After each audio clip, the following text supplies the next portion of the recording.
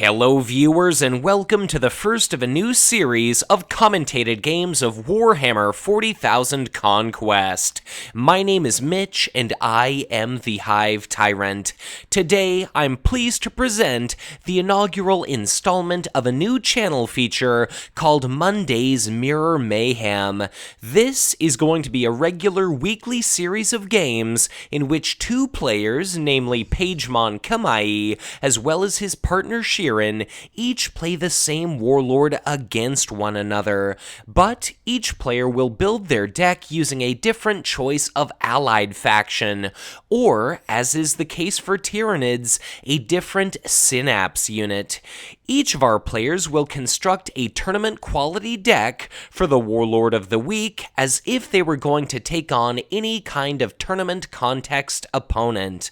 And which warlords end up being pit against one another each week is going to be determined by the voting of viewers like you. Each week, a new poll will go up on CardGameDB in which you can cast your vote for which warlord mirror match you want to see most during the following Monday's game.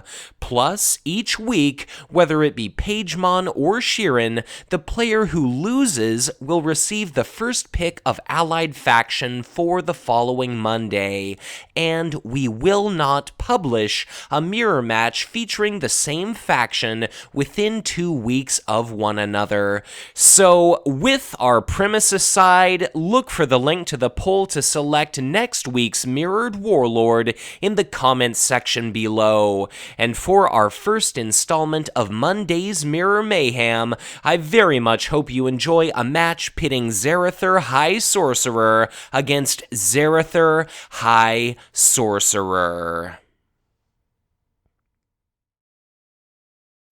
Alright, thank you very much for joining me for the first ever installment of Monday's Mirror Mayhem. The faction of the week is going to be Chaos, and today's featured warlord is Zarathur High Sorcerer. To the left, holding our initiative token, we have Shirin, whom is going to be playing as Zarathur allied with Orcs, and to the right resides her partner Pejhmon, whom instead is going to be playing as a lovely alternate art version of Zarathur, instead allied with Dark Eldar. Looks as though our opening deploy action of the game is going to be a copy of Chaos Fanatics played out by Shirin to planet number 5. They've got a cost of 2, they've got 2 command icons, an attack value of 1, 2 hit points, as well as the cultist trait.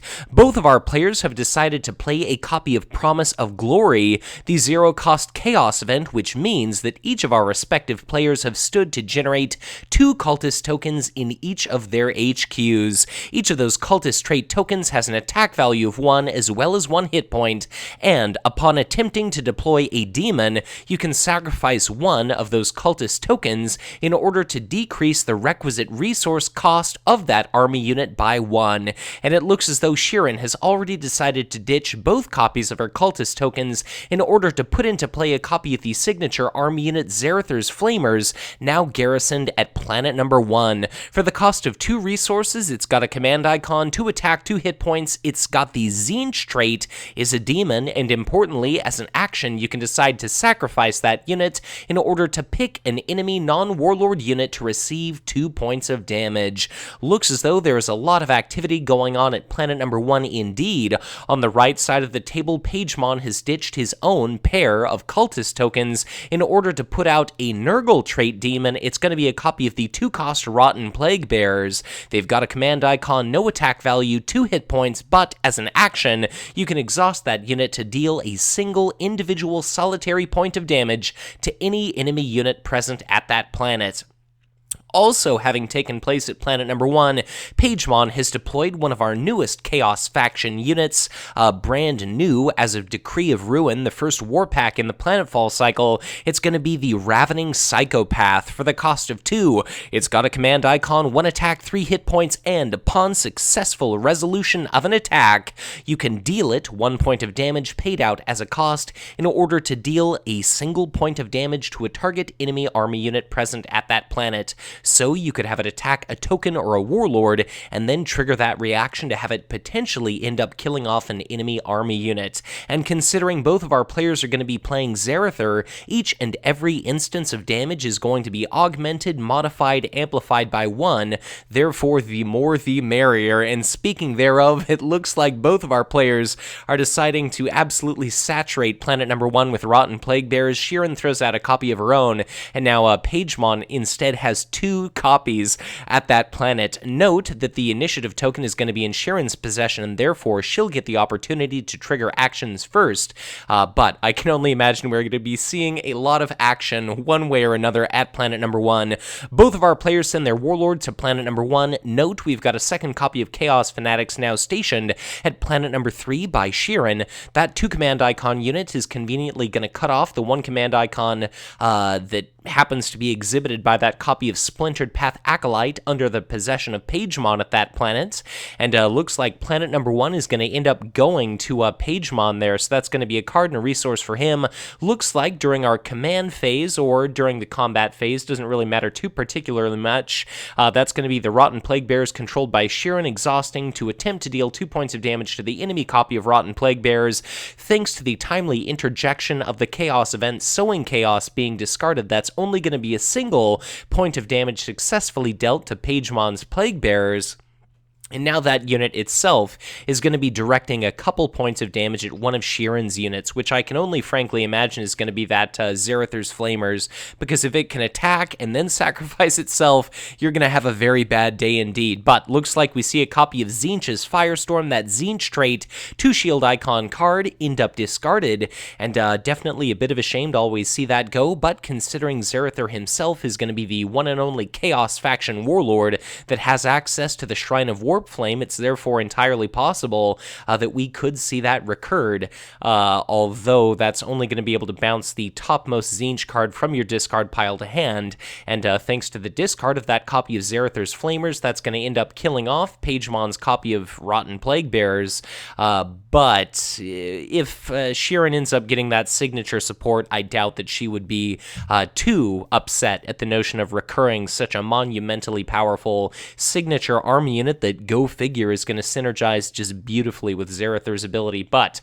at planet number 3, note that was going to be 2 cards in total won by Shirin, and that Splintered Path Acolyte, which is sitting there at that planet entirely useless, might be of some use during the following round, just so that Pejhmon can deploy a demon. He's already losing command, so why not sacrifice that unit to decrease the cost of a demon by 2, but looks like Shirin has decided to run away from planet number 1. Zarathur is going to be running from that planet, and that means that Pejhmon is going to end up winning that planet, so Taurus is going to be added to his victory display. Looks like Pejhmon's got a total of 4 units relative to Shirin's 3.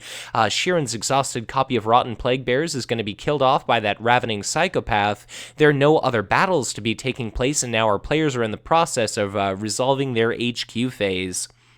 So, our new 5th planet is going to be Planum, the planet which upon activating its battle ability is going to give you the opportunity to relocate any of your non-warlord units to the planet of your choice. Definitely always something cool to see, but there's no Karrnath in play, and it's probably unlikely that a warlord, given our current distribution of units on our planetary layout here, is going to be pursuing that planet too heavily.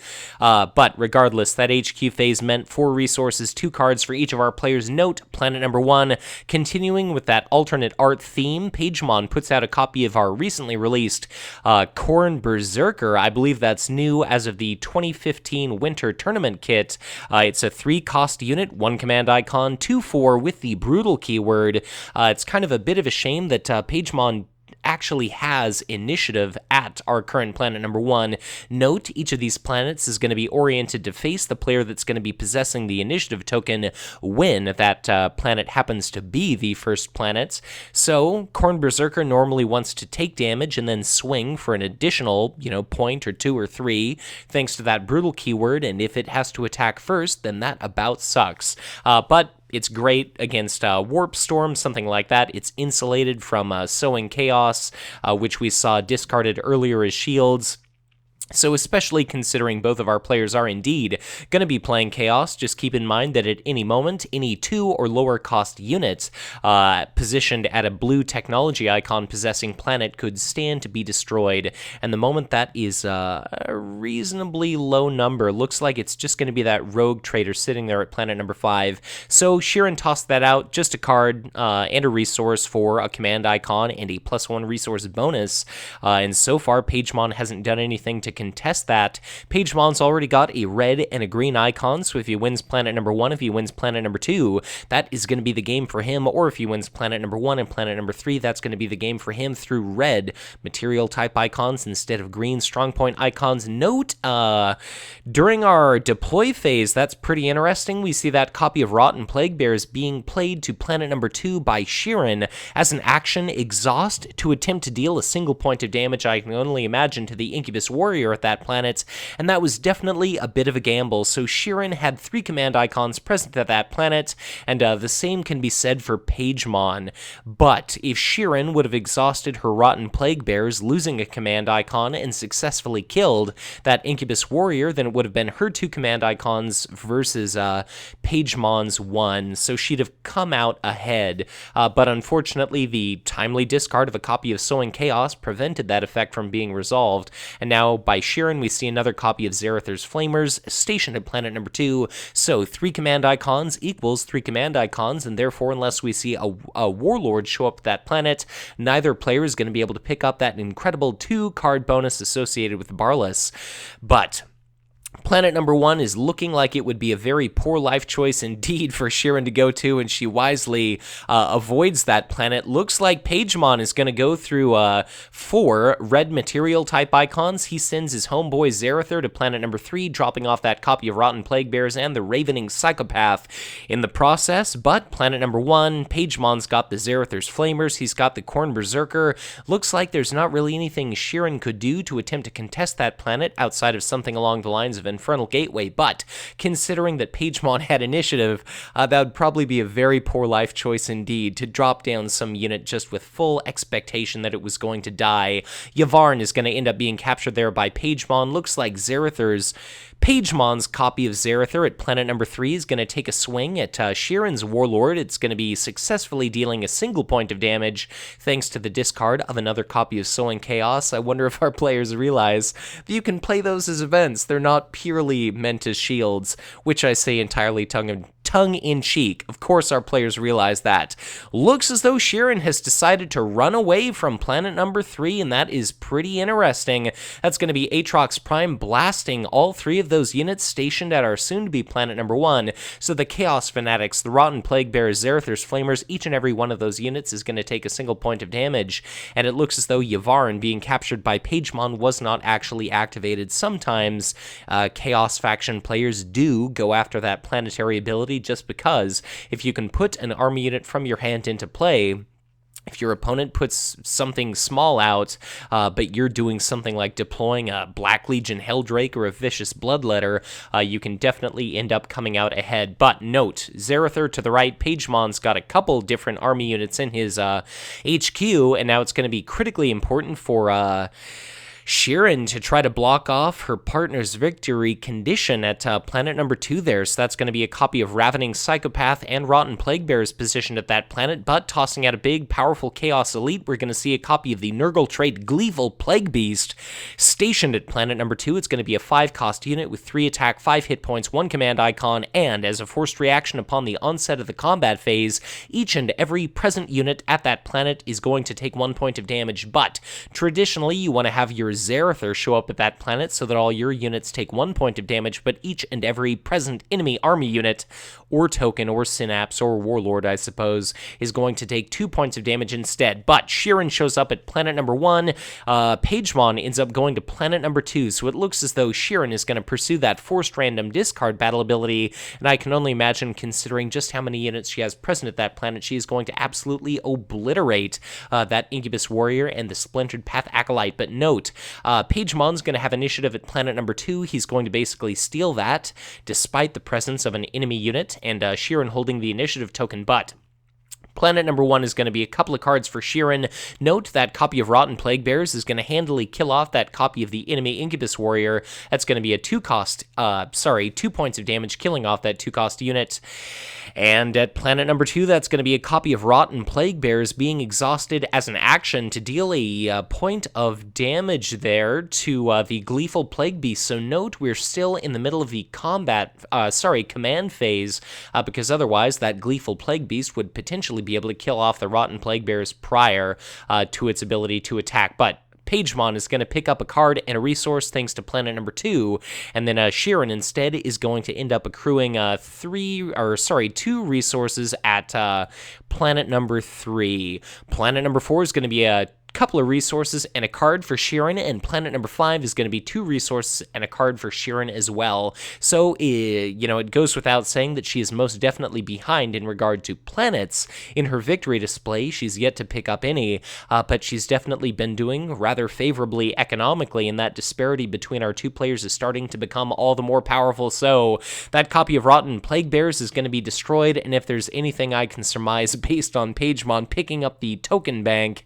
and doling out a tremendous number of damage tokens, it is going to be that Gleeful Plague Beast is going to be erupting at planet number 2, and that is going to be a single point of damage dealt out to each and every one of Pejhmon's units, and of course the Gleeful Plague Beast itself is going to incur 2 points of damage, because if you damage yourself, an enemy Zarathur is going to end up amplifying that damage as well, and that's why these copies of Ravening Psychopath may not necessarily be the best choice going up an enemy copy of Zarathur, but Pejhmon and Shirin have designed both of their decks as though they were going to be facing any kind of all-comers type scenario. So, planet number 1 looks like that copy of Zarathur's Flamers is going to quite handily kill off that Splintered Path Acolyte. That's going to be a random discard elicited, and after a little bit of fun in game there, it ultimately ends up being a copy of the ever-powerful Archon's Terror. If there was a card you want to definitely include in your deck, kind of a card to justify alliance with Dark Eldar as a Chaos player in the first place, it is probably going to be Archon's Terror, so therefore that absolutely sucks to see that gone. Something that's really tricky about this Gleeful Plague Beast, which ended up just now being killed by Pejhmon's copy of Ravening Psychopath, is that forced reaction occurs, oh god, at the beginning of the combat phase prior to an enemy's opportunity to use a combat action to route your unit away from that planet. So the Plague Beast ended up being destroyed, and what better opportunity than now to throw out a copy of Warp Storm. So it's a bit of a shame that Shirin doesn't have her Warlord present, but Warp Storm is going to scour Aatrox Prime. It's going to be 2 points of entropic damage dealt out to each and every one of those units. The Khorne Berserker is going to take 2. The Zarathur's Flamers might die. The Ravening Psychopath might die. Looks like we're going to see a copy of Tzeentch's Firestorm discarded to prevent that 2 points of damage dealt out to Zarathur. And what exactly are we going to see? Is that going to be some dead army units or what? I think Pejhmon only has 1 card in hand, but his Zarathur is sitting at 3 points of damage. That Khorne Berserker has 1 hit point remaining. And that means if another Gleeful Plague Beast shows up anytime soon, that brutal unit, which is currently going to be able to attack for 5, possibly for 6, with the assistance of Zarathur, is looking like it could end up being destroyed prior to its opportunity to do anything here. So, what exactly do we have? It was Pejhmon taking an attack, and he killed off that copy of Gleeful Plague Beast, and it's now going to be Shirin's opportunity to attack. You can kind of spy that copy of Infernal Gateway in her hand.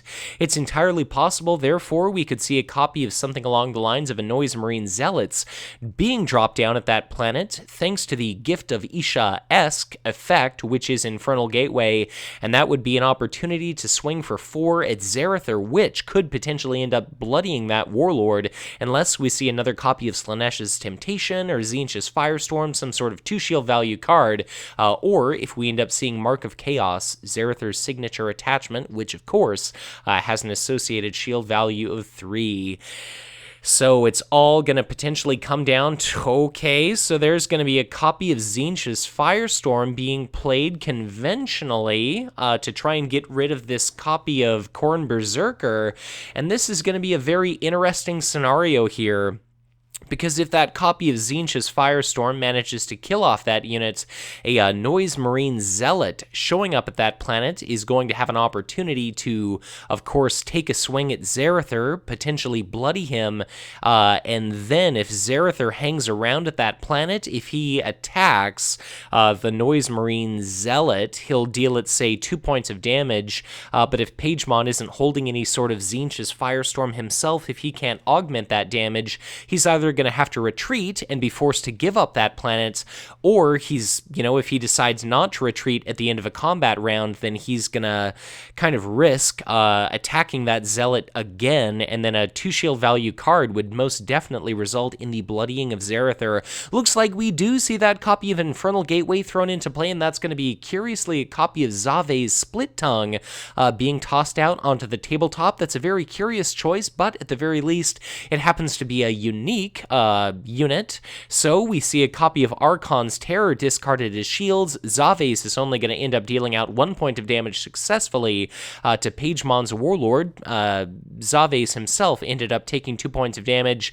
For the cost of 3, it's got 2 attack, 3 hit points, 2 command icons, and whenever an enemy unit happens to be destroyed at its same planet, you generate a cultist token in your HQ. But this is going to be pretty tricky. Either Zave's is going to have to stay at that planet and just be killed by the enemy copy of Zarathur, and it looks like that is what it's going to be, so that is definitely a damn bit of a shame.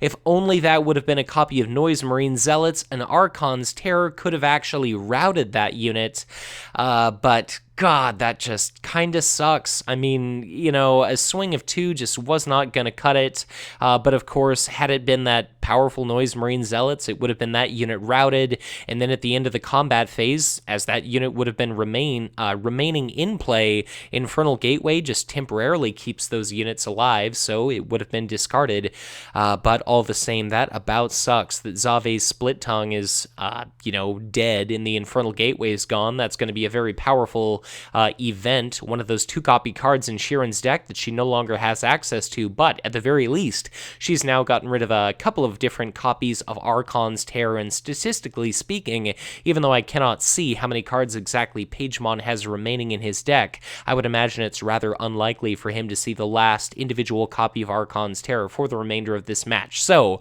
note, Zarathur to the right lost a hell of a lot of units during all the battling going on.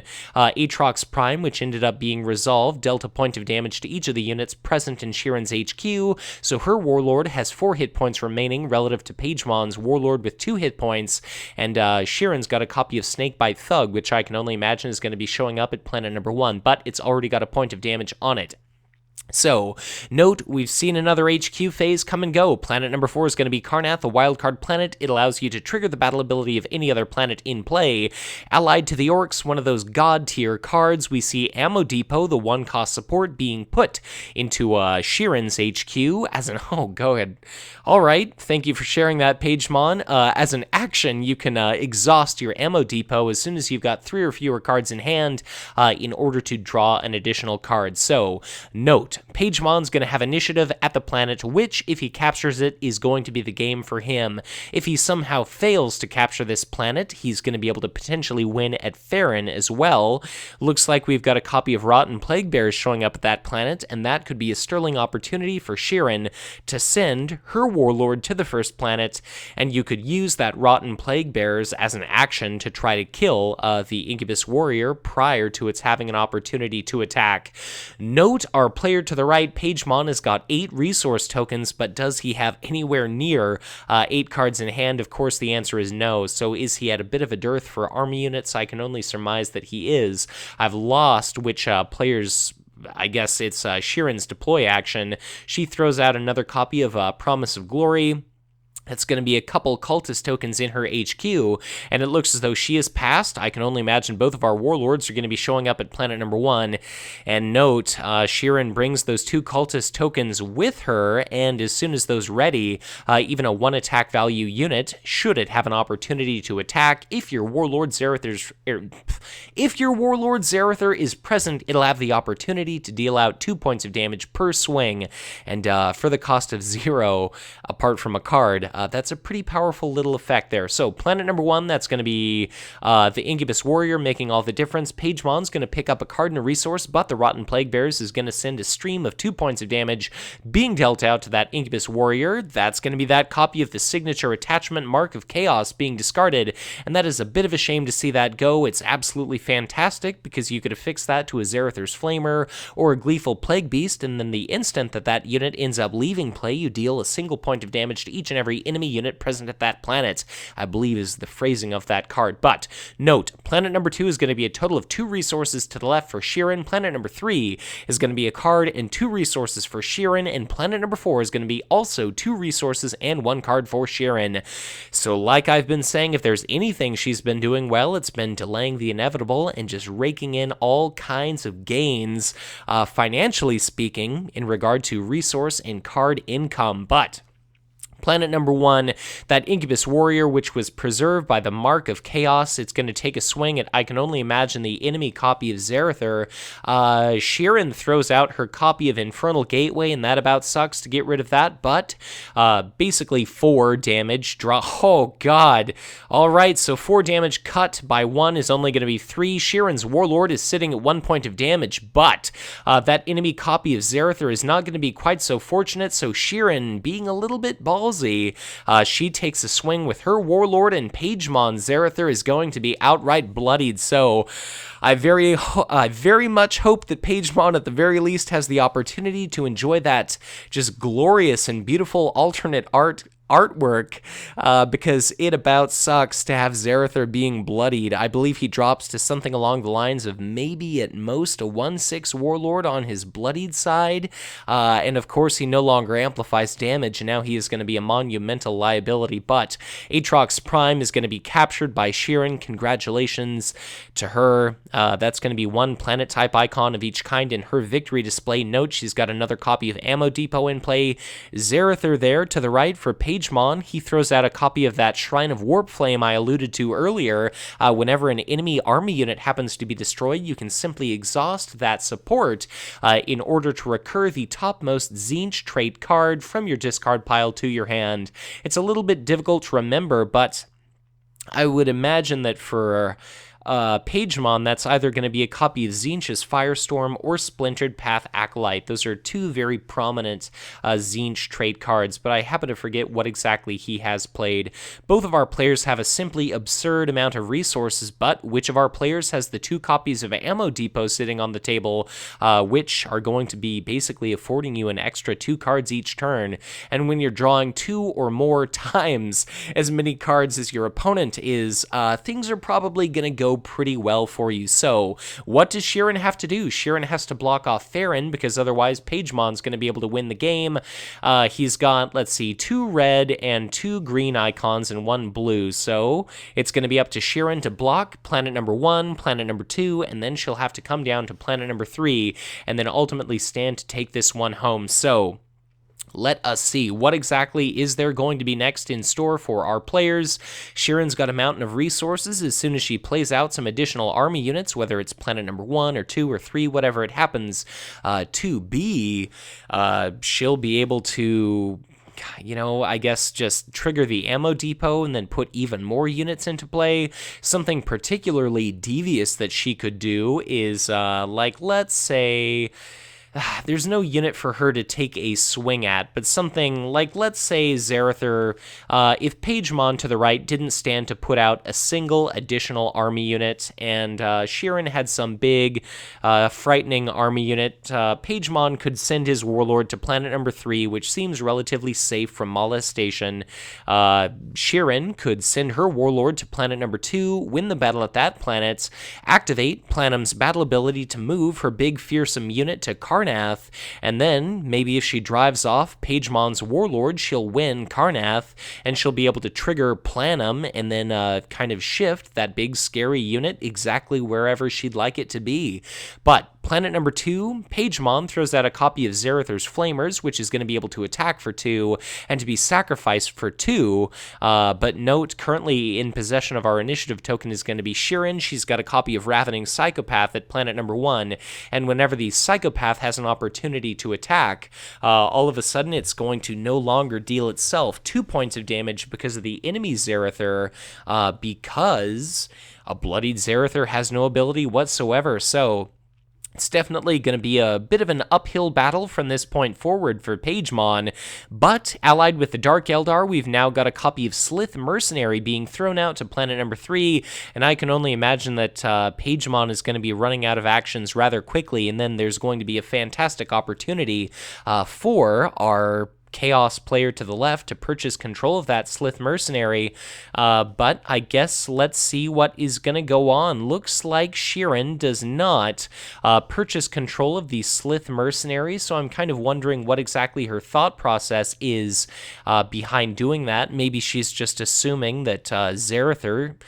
controlled by Pejhmon, is going to be showing up at that planet, and therefore it might be a bit of a waste of resources to spend on a unit that you know your opponent is going to end up just kind of negating. Like a Warlord alone beats all the command icons in the world, so planet number 1 looks shored up reasonably well. I can't imagine that Shirin's going to be showing up there.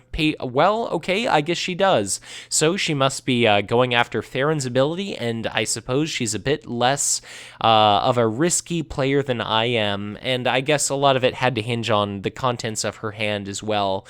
Something like a Tzeentch's Firestorm would be great, but it would most definitely stink if a copy or 2 of Infernal Gateway ended up allowing Pejhmon to drop some units into play. But in any case, looks like Shirin's being appropriately conservative by showing up with her Warlord to planet number 1. That's going to give her the opportunity to rout a target enemy unit. I can only imagine that's probably going to be that copy of Zarathur's Flamers positioned at planet number 2, but it may also be that Slith Mercenary. I guess we've yet to see a unit routed, but the Slith Mercenary at planet number 3 is going to take a swing, deal 2 points of damage, killing off that copy of Rogue Trader, and that is going to activate that Shrine of Warp Flame. That is going to be Zarathur's Flamers being returned to the hand of Pejhmon there. So Karnath activates Planum. Planum pulls that copy of Zarathur's Flamers to that planet, and now this is looking a little bit dangerous. I can only hope for Shirin's sake that she's going to be able to deploy very heavily indeed to our now planet number 2, just because if Pejhmon is able to put a ton of units on that planet, if he can use his first combat action to retreat Zarathur, and that's no longer a liability, potentially causing him to lose the game through Warlord destruction, then he might be able to achieve such a critical mass, such a just stockpile of units, that he's going to be able to kill off all of these Chaos units showing up at that planet exhausted.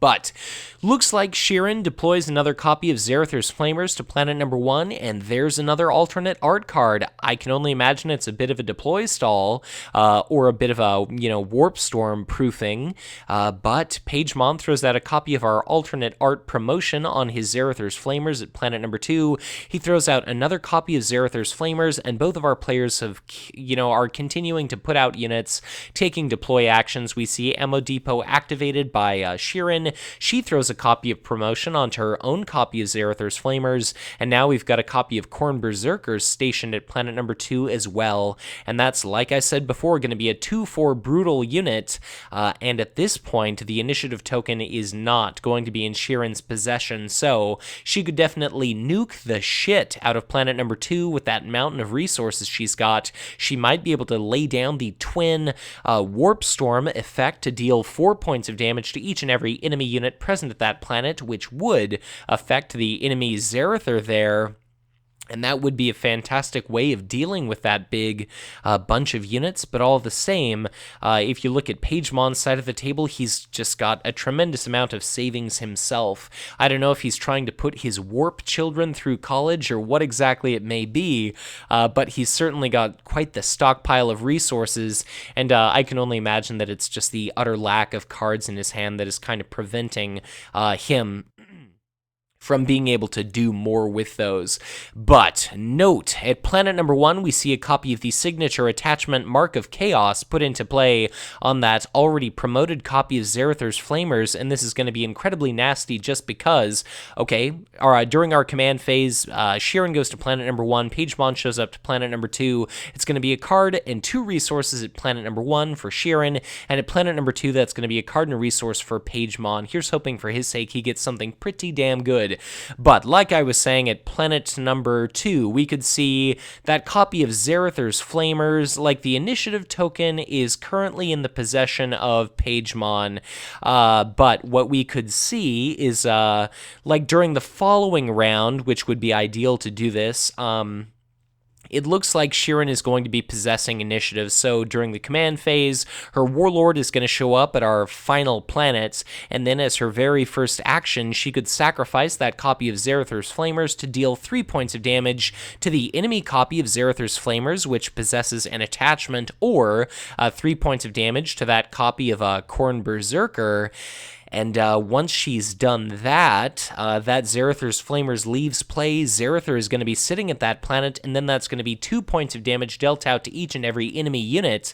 And again, because of initiative, that's all going to occur prior to Pejhmon having any opportunity whatsoever to try to best, his adversary there. And again, because this is taking place during the command phase, the combat action restricted Archon's Terror is going to be entirely unable to save Pejhmon. So it's looking like Shirin's got a whole hell of a lot of different units that are all going to be showing up exhausted. Note, copy of Khorne Berserker, the 3/4/1 command icon, 2-cost Snakebite Thug, which damages itself after attacking. She's also got a wounded copy of that unit. She's got a Chaos Fanatics, Ravening Psychopath, Rotten Plague Bears, couple Cultist tokens, Khorne Berserker of her own, just a huge number of units, but she's got those 2 ammo depots. She might be able to draw Warp Storms. Who knows what she could even come across.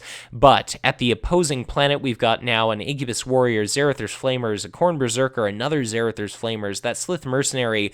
Shirin throws out a copy of Gleeful Plague Beast, and that means as a command action, or rather during the command phase, she's going to be able to commit her Warlord to that planet.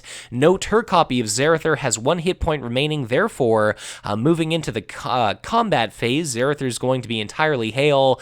That outgoing damage dealt by the Gleeful Plague Beast is going to be 2 points of damage to each and every one of Pejhmon's units, so it's going to be 2 points of damage to each thanks to the Gleeful Plague Beast. It's going to be 2 points of damage to each and every enemy unit, plus 3 individual damage to 1, thanks to that Zarathur's Flamers and the Mark of Chaos, and that is just looking to be an absolute nightmare at that planet. So it's looking bad for Shirin, unless unless you know how to play the game, just because, man, things are about to go all the way sour for Pejhmon, and hopefully he isn't too salty after the plays end up occurring. But we see a couple copies of Splintered Path Acolyte being played to that planet. They're about to be sacrificed, and that is another copy of Gleeful Plague Beast. That means if we see a 2-shield card discarded to make sure that Zarathur on Shirin's side doesn't end up being bloodied, that could be 2 points of damage to every enemy unit, another 2 points of damage to every enemy unit, and of course, thanks to that Mark of Chaos, an additional 2 points of damage to each and every enemy unit. So that is looking absolutely absurd. Wow, and that is going to be a copy of Sowing Chaos being played at that planet. So if it wasn't looking absolutely impossible for Pejhmon to win, Karnath, of course, has a blue technology icon. That is going to be every 2 or lower cost unit destroyed. Wow, that was a Slith Mercenary, 2 or 3 copies of Zarathur's Flamers, an Incubus Warrior or 2, and that was absolutely ridiculous. So, looks like during the command phase, both of our players are going to send their warlords to that planet, and I can only imagine that there we go. That's going to be the GG. There is absolutely nothing that Pejhmon could have done. Wow, that Mark of Chaos would have been 2 points of damage to each and every unit at that planet controlled by Pejhmon. The Zarathur's Flamers would have handily killed off that Khorne Berserker, and those Gleeful Plague Beasts would have potentially killed off the enemy copy of Zarathur. So that was one hell of a match. Viewers, hopefully you enjoyed this game half so much as I did, but a monumental thanks to both Pejhmon and Shirin for allowing me the opportunity to spectate this game, to commentate this match, and of course, for sending in this video for me to publish on my channel. Again, I very much hope you enjoyed the first ever installment of Monday's Mirror Mayhem. Be sure to check the comments section of this video to vote on the warlords you'd like to see paired against one another during the following week. This first installment was Zarathur High Sorcerer. That means for the next 2 weeks, our players are going to be disallowed from playing a Chaos faction warlord, but be sure to vote in the comments, and I suppose since Pejhmon ended up losing this match, he'll get the first choice of allied faction or synapse unit. So, as always, thank you so much for watching, and if you enjoyed this content, be sure to hit that like button and subscribe to my channel if you've not done so already, or if you are already subscribed, as ever, you're always encouraged to share this content, because the more individuals there are that end up being exposed to incredible games like this one, the more people might give Conquest a try, enjoy what they experience, join our living card game community, and of course, all the greater our community grows, the bigger message we send to Fantasy Flight Games, telling them to continue to support this fantastic product. If you ever want to get in touch with me, I'm on Facebook, I'm on Twitter, and if you ever feel inclined to support the Hive Tyrant, I would be absolutely honored, humbled, and flattered were you to make a monthly donation or contribution to my Patreon. It helps me recover some of my file hosting and operating expenses. It allows me to reinvest in improved software, improved hardware, and all of it goes to make this channel, the Hive Tyrant, all the better than ever it's been before. But as always, thank you so much for watching, and once again, be sure to check back in again soon for much more Conquest LCG content to come.